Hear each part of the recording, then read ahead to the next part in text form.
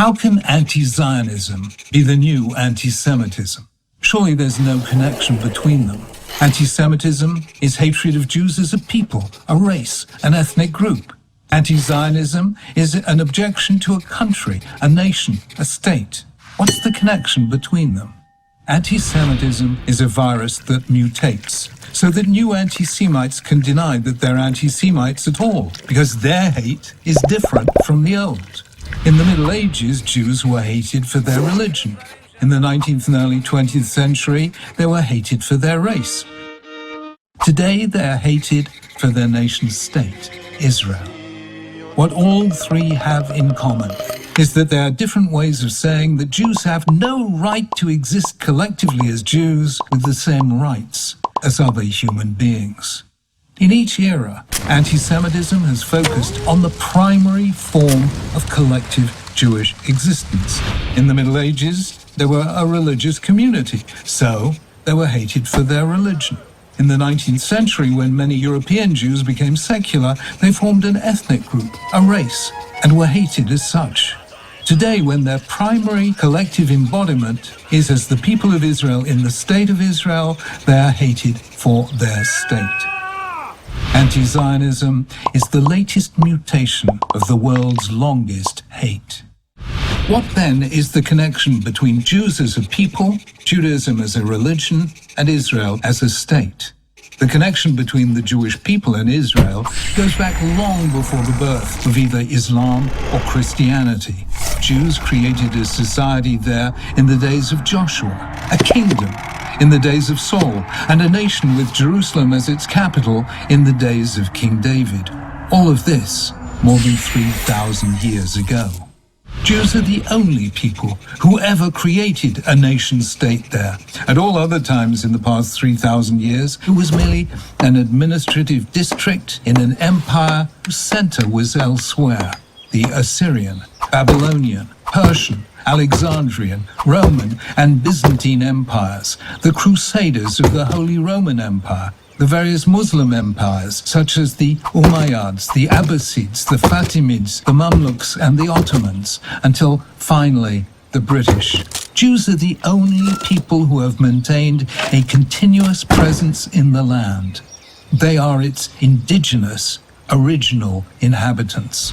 The November 1947 United Nations vote to bring Israel into existence was a momentous reversal of imperialism. It gave back to the Jewish people the home taken from them by empire after empire. Israel was the only non-artificial creation in the Middle East after the collapse of the Ottoman Empire.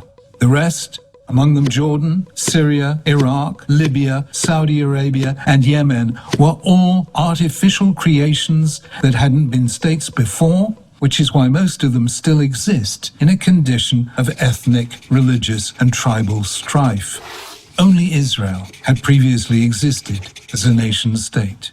That's the unbreakable connection between Israel and the Jewish people. The connection between Israel and Judaism is equally ancient and fundamental. It's more than just, as Robert Frost said, home is the place where when you have to go there, they have to take you in.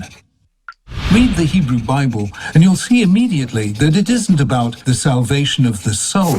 It's about creating in the Holy Land a society based on biblical ideas of justice, welfare, the sanctity of life, and caring for the stranger because you know what it feels like to be a stranger. Judaism began with two journeys to the land, one by Abraham and Sarah, the other by the Israelites in the days of Moses. At least half of the 613 commandments of the Bible are only applicable to the land of Israel. And though in the centuries of exile and dispersion, Jews lived in almost every land under the sun, Israel has remained a focus of their prayers and the only place where they've been able to do what every other nation takes for granted, construct their own society in the light of their own ideals.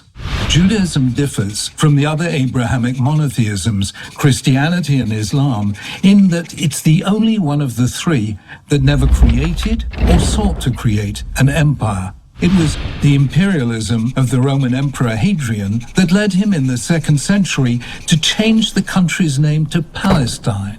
One of the first, but certainly not the last, deliberate falsifications of history by those who seek to deny the Jewish people's right to their land.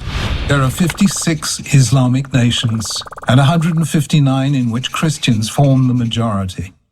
There is, and only ever has been, one Jewish state, tiny and vulnerable though it is and always was. That's why anti-Zionism, denying Jews the right to their one and only collective home by misrepresenting Judaism, is the new anti-Semitism, every bit as virulent and dangerous as the old.